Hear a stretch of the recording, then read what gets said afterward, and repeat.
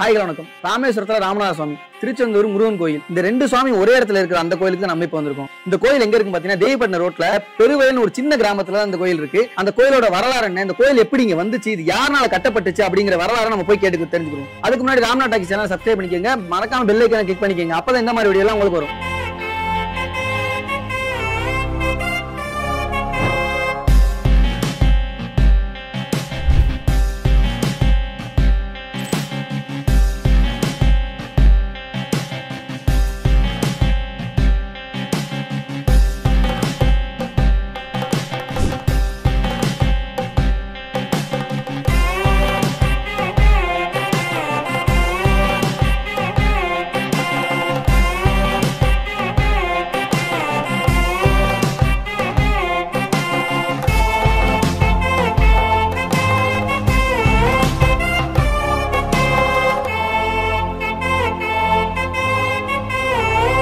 ராமநாதபுரம் மன்னர் குமாரமுத்து விஜயரங்கநாத சேதுபதி கிபி 1741ஆம் ஆண்டு கட்டின கோயில் தான் ரணபலி முருகன் கோயில். இந்த கோயில் வந்து ரொம்ப பழமையா இருக்கு. இந்த கோயில் உள்ள வந்தோன்னு என்ட்ரன்ஸ்லயே ரெண்டு குதிரை சிலை, குதிரையில பத்திரகாளி அம்மன் இருக்காங்க. ரெண்டுமே பத்திரகாளி அம்மன் மாதிரி தான் இருக்கு. அதுக்கு கீழே பாத்தீங்கன்னா பாருங்களேன், அவங்களோட குருக்கள் சின்ன சின்ன சாமி அந்த மாதிரிலாம் வச்சு ரொம்ப அழகா இருக்கு. ஆனா உண்மையா ரொம்ப பழமையானது. ஏன்னா 300 வருஷம் ஆச்சு இந்த கோயில். இதுவுமே அப்ப கட்டினதுதான் இருக்கும். பார்த்தாலே அந்த அந்த இதெல்லாம் தெரியுது. ரொம்ப பழைய காலத்துல கட்டின கோயில். சிலையெல்லாம் அப்ப கட்டினது தான். இன்னும் அதை வந்து மாடிஃபிகேஷன் பண்ணல, அப்படியே இருக்கு. இங்க பாத்தீங்கன்னா ஏதோ இதுவும் ஒரு காளி மாதிரி தான் இருக்கு. இந்த சிலையெல்லாம் பாருங்களேன், அந்த காலத்துல ரொம்ப தத்ரூபமா செதுக்கியிருக்காங்க. ஒரு மாதிரி இந்த பாசி அதெல்லாம் ரொம்ப டிஃப்ரெண்டா, எப்படி சொல்றது, ரொம்ப அழகா வந்து வடிவமைச்சிருக்காங்க. சின்ன சின்ன தலையில உள்ள இந்த கோபுரம் மாதிரி ஒண்ணு வச்சிருக்காங்க. அதெல்லாம் ரொம்ப அழகா பண்ணிருக்காங்க பாருங்க. அந்த பிசிறு கூட இல்லாம ரொம்ப சூப்பரா இருக்கு. அந்த காலம் அதான் சொல்ல, சிற்பத்துக்கு வந்து சிற்பக்கலையில நம்ம வந்து ரொம்ப ஜெயிச்சவங்க அப்படிங்கிற மாதிரிலாம் சொல்லுவாங்க. அந்த இதுக்கு நம்ம வந்து இதுதான் ஒரு சான்று. இந்த கோயிலுக்குன்னு ஒரு வரலாறு இருக்குங்க. அந்த கோயிலை நாங்களும் அங்கிட்டு இங்கிட்டு விசாரிச்சோம். அவங்க சொன்னதுன்னா, அப்ப ராமநாடு மன்னரா இருந்த கிழவன் சேதுபதி அப்ப ஆண்டுகிட்டு இருந்திருக்கும் போது அவருக்கு நம்பிக்கையா ஒரு தளபதி இருந்திருக்காரு. அந்த தளபதி வந்து ரொம்ப பெரிய ஒரு முருகன் பக்தன். அவர் பேரு வைரவன் சேர்வை. அவர் வந்து நிறைய டைம் இங்க இருந்து திருச்செந்தூருக்கு போய் திருச்செந்தூர் முருகனை வழிபட்டு வந்திருக்காரு.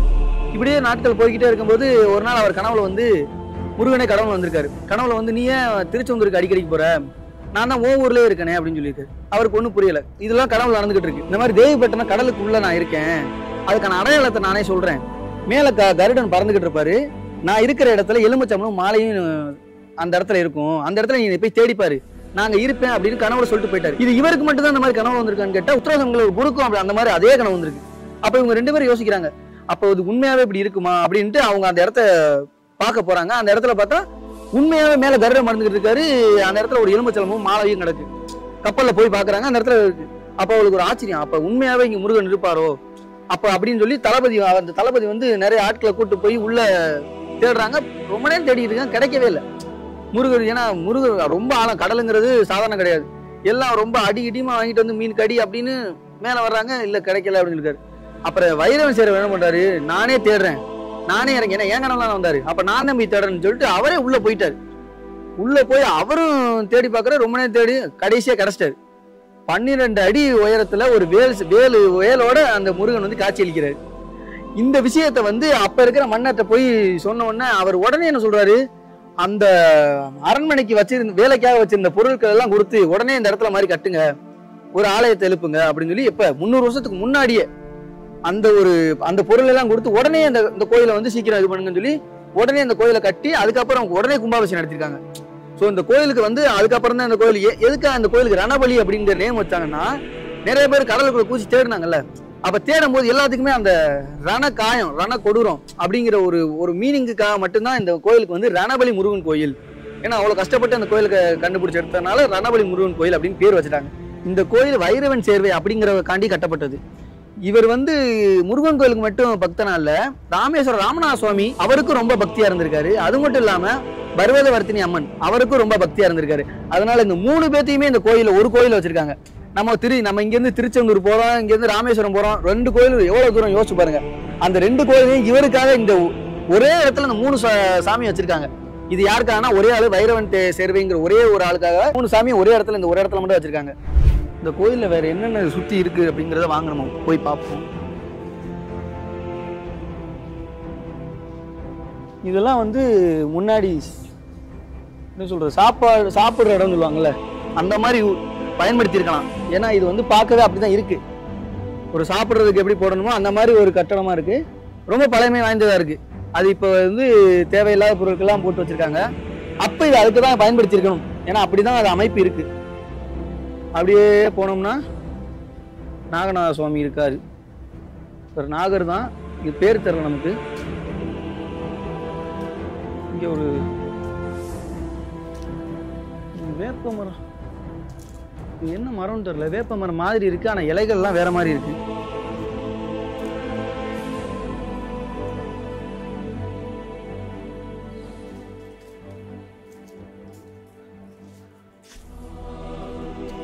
கேமராமேன் வச்சிருவோம்.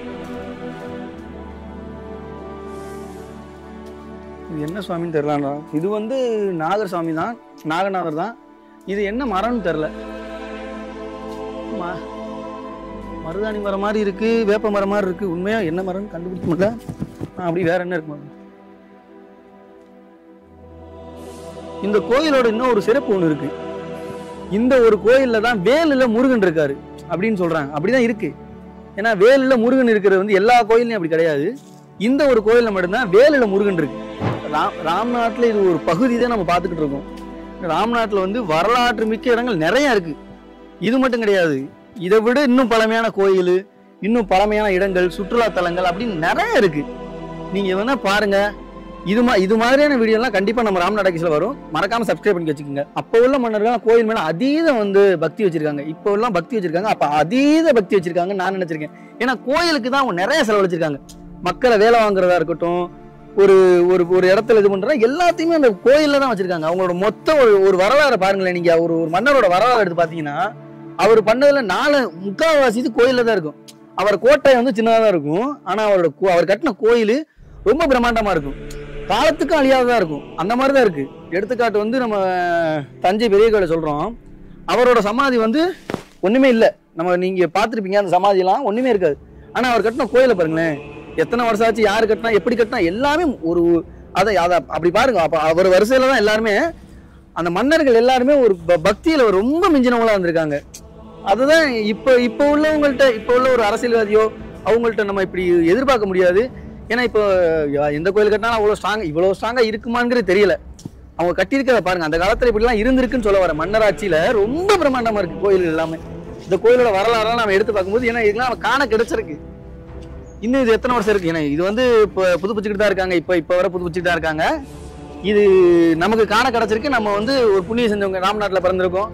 நமக்கு ஒரு வாய்ப்பு. ஏன்னா எல்லாரும் வந்து எல்லா டிஸ்ட்ரிக்ட்ல இருக்கிறவங்களுக்கும் இது கிடைக்குமான்னு தெரியல. நிறைய வரலாற்று முக்கிய ஒரு ஊர் வந்து ராம்நாடு.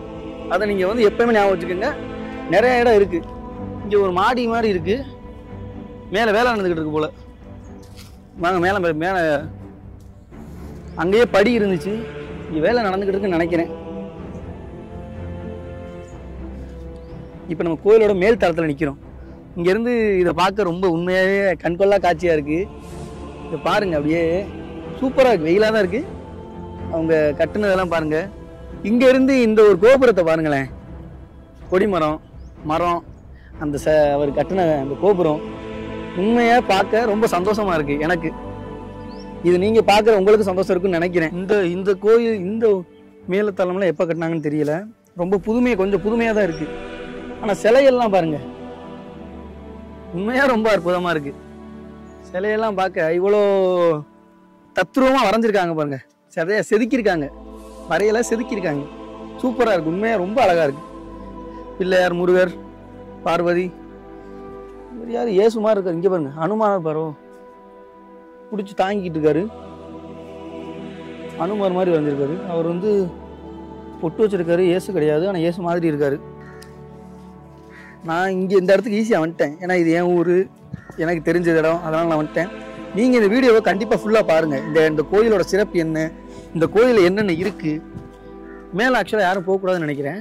இங்கே வந்து வேலை நடந்துக்கிட்டு இருக்கு, அதனால கட்டி வச்சு வேலை பார்த்துக்கிட்டு இருக்காங்க. அதனால நான் போயிட்டு வந்திருக்கேன். இந்த தூண்கள் எல்லாம் பாருங்களேன். இந்த தூண்கள் எல்லாம் பாருங்க, வெறும் மண்ணு தான் இருக்கு, வேற ஒண்ணுமே இல்லை. பார்த்தாலே தெரியுதுன்னு நினைக்கிறேன் உங்களுக்கு. உப்பு சார்ந்து ஒரு மண்ணு மட்டும் தான் இருக்கு. அதில் மண், அந்த செங்கல் மண் தெரியுது நல்லா. பழமையான கோயிலுங்க இருக்குது. ஏன்னா அப்போல்லாம் காலகட்டத்தில் வெறும் மண் மட்டும் தானே, மண்ணை வச்சு கட்டினாலே எவ்வளோ ஸ்ட்ராங்காக இருக்கும். இப்போல்லாம் எதை வச்சு கட்டினாலும் ஸ்ட்ராங்காக இருக்காது. அது ஒரு விஷயம். இங்கே ஒரு கட்டடம் மாதிரி ஒன்று இருக்குது. அது எப்படி இருக்குன்னு நாங்கள் உள்ளே போய் பார்ப்போம். உள்ளே போனால் உண்மையாகவே ரொம்ப பயமாகவே இருக்குது. உண்மையாக ரொம்ப பயமாக இருக்குது. இல்லை யார் இதுவரை உள்ளே வரலாமான்னு தெரில. நம்ம பாட்டுக்கு வந்துட்டோம். இல்லை யாருமே இல்லை. கட்டடம் வேறு ரொம்ப பழைய கட்டடம். இது பயமாக தான் இருக்குது. உண்மையாக பயமாக தாங்க இருக்குது. ஒன்றும் இல்லை ஒன்றும் இல்லை. ஆனால்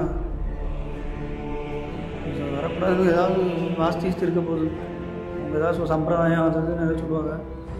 உள்ளே யாரும் வராது இனிமேல். ஐயோ, அந்த காலத்து மன்னர் அவருடைய தளபதிக்காக இந்த கோயில் கட்டியிருக்காரு. கோயிலுக்கு 2 கிலோமீட்டர் தொலைவிலேயே அவருடைய சமாதியும் கட்டி வச்சிருக்காரு.